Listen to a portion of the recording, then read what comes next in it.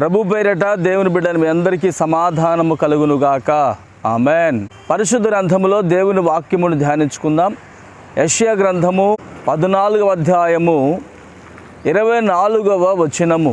సైన్యములకు అధిపతియగు యెహోవా ప్రమాణపూర్వకముగా ఇలాగు సెలవిచ్చుచున్నాడు, నేను ఉద్దేశించినట్లు నిశ్చయముగా జరుగును, నేను యోచించినట్లు స్థిరపడును.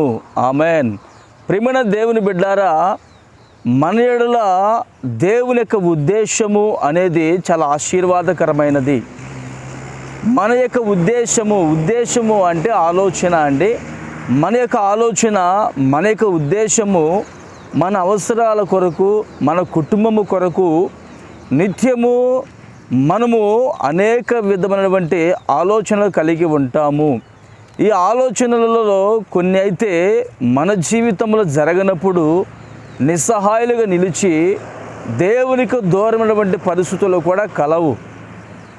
అలాంటప్పుడు నీవు ఏమి చేయాలంటే, దేవునిపై ఆధారపడి నువ్వు ప్రార్థన చేసుకుంటే మన ఆలోచన కంటే, మన తలంపు కంటే మన విషయమై దేవుని యొక్క ఉద్దేశము, దేవుని యొక్క తలంపు అనేది ఉన్నతముగా ఉంటుంది.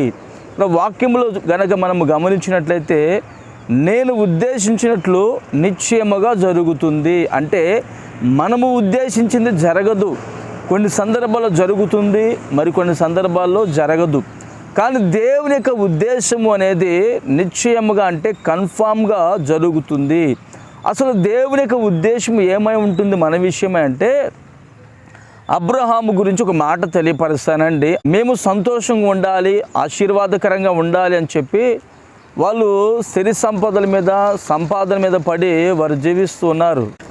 అట్లాంటప్పుడు అబ్రహాము ఎంతో ఆశ కలిగి అతడు నిరాశ పడక ఎంతో కష్టపడుతూ ఉన్నాడండి. అబ్రహాము యొక్క ఆలోచన ఏమై ఉందంటే, నా ఇంట్లో పనిచేసే పనివాడినటువంటి ఎలియాజరే నాకు వారసుడు అనుకున్నాడు.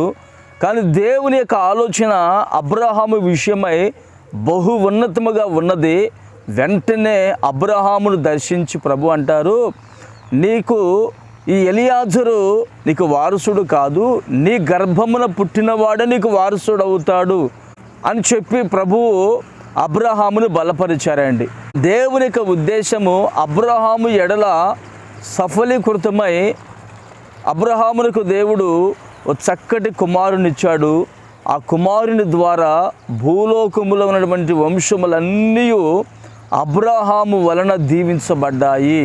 దేవునికి మహిమ కలుగునుగాక. ఈ యొక్క అబ్రహాము యొక్క ఆలోచన కొంచెమే, మన యొక్క ఆలోచన కొంచెమే. మన విషయమే దేవుని యొక్క ఆలోచన బహు ఉన్నతమైనది. నిశ్చయముగా ఆయన యొక్క ఉద్దేశము మన ఎడల ఈ రోజున సఫలమై ఆశీర్వాదకరముగా ప్రభు నిలుపునుగాక. ఆమెన్. ప్రార్థన చేసుకుందాము. ప్రేమగల తండ్రి, పరిశుద్ధుడా, స్తోత్రం చెల్లిస్తున్నాము నాయన. మా ఉద్దేశము అతి చిన్నదని, అబ్రహాము ఉద్దేశము కూడా అతి చిన్నదని మీరు మాకు తెలియపరిచి ఉన్నారు.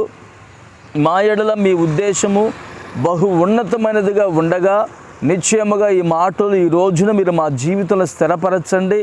నీ ఉద్దేశము నీ బిడ్డల పట్ల ఏమై ఉన్నదో సఫలీకృతంగా మీరు మార్చి మహిమ పొందుకోమని యేసు నామమున ప్రార్థిస్తున్నాను తండ్రి. ఆమెన్.